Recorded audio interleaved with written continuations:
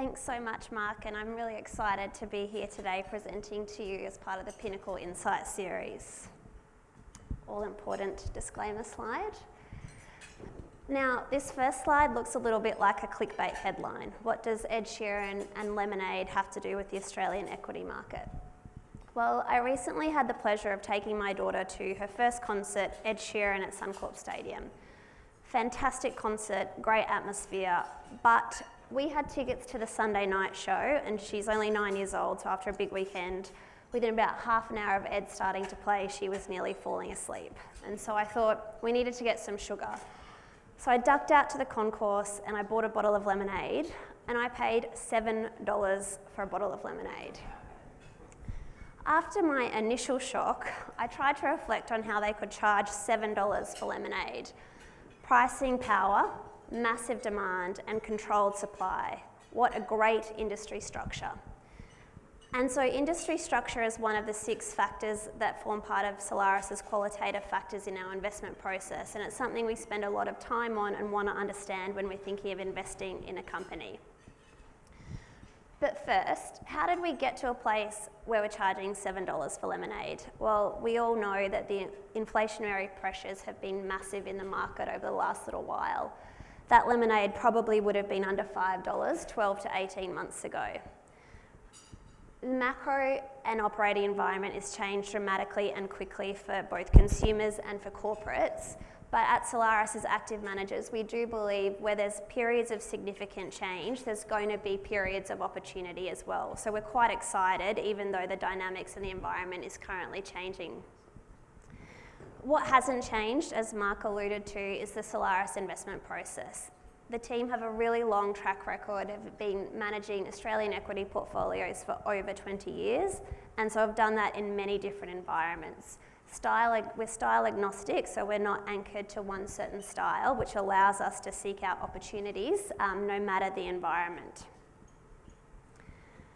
As I mentioned before, industry structure is one of the key factors in our investment process. And when we talk about industry structure, we're looking for an improving or stable industry structure. And one such example of what we're looking at the moment in that space is within the consumer staples. But first, just going back to my $7 lemonade, so you can tell I haven't quite got over it. The operator there, they're the only operator at the stadium, so they've got massive pricing power and can pass on that price increases to the consumer, effectively becoming a beneficiary of inflation as opposed to a victim of inflation.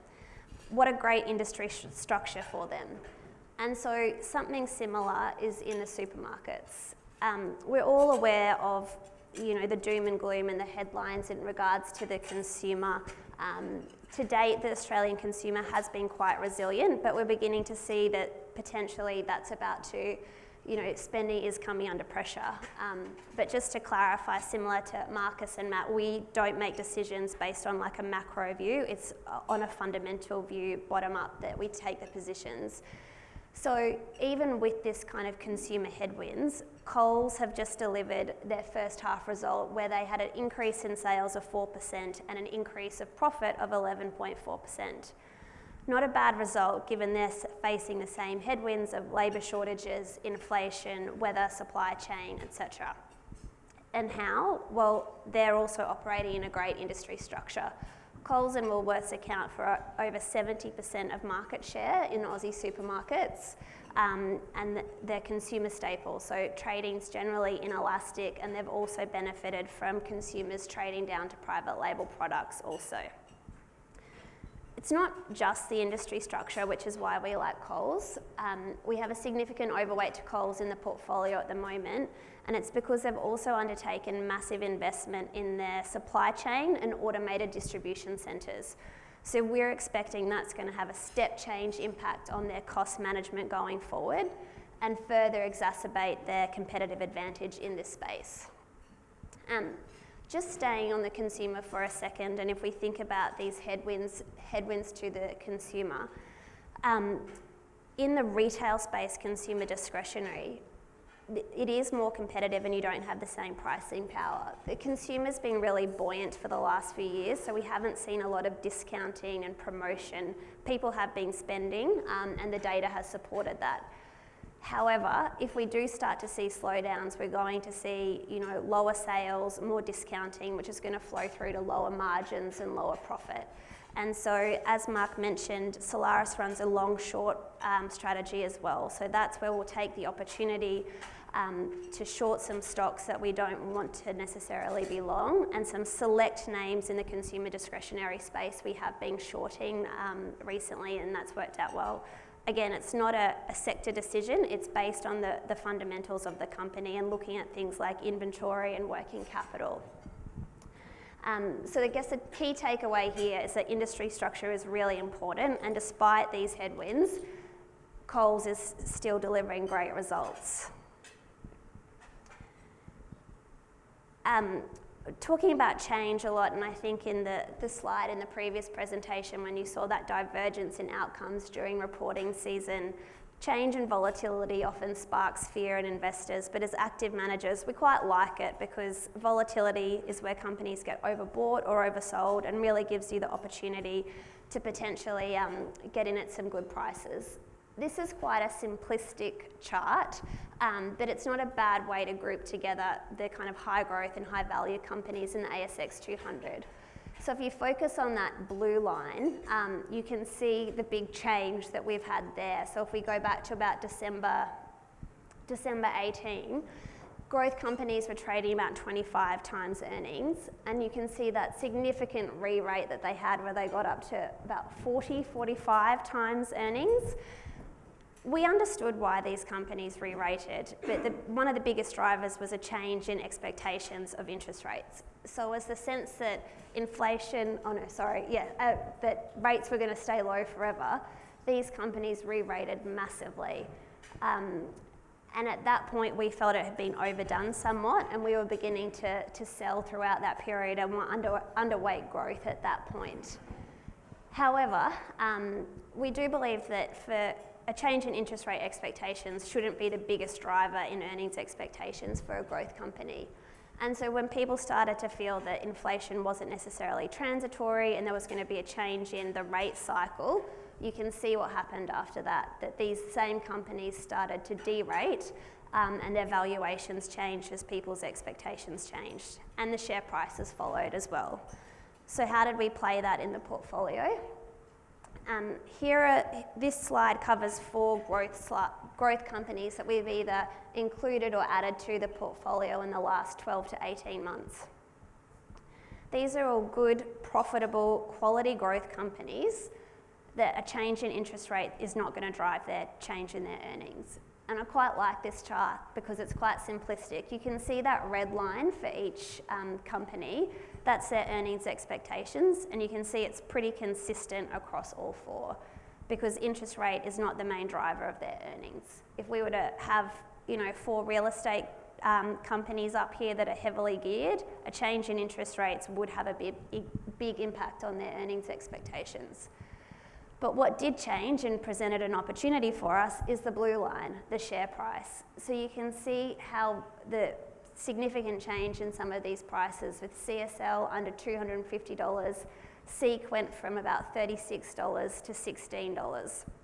I don't think we quite were buying Seek at the low of $16, but we were adding to it at $19. So this change in expectations really created a great opportunity for us to add some great names to the portfolio, and they've played out very well. And we're excited. If this derate continues, we'll look to be continuing to add some of these high quality growth names to the portfolio.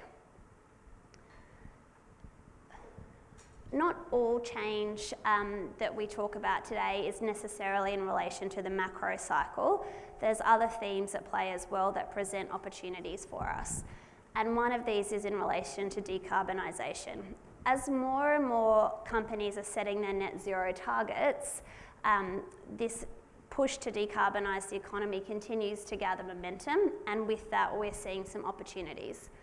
So over there we've just listed out some of the major Australian companies and how much they're committing to their net zero targets. So Woodside over $5 billion, Rio Tinto over $7.5, BHP, huge numbers as well.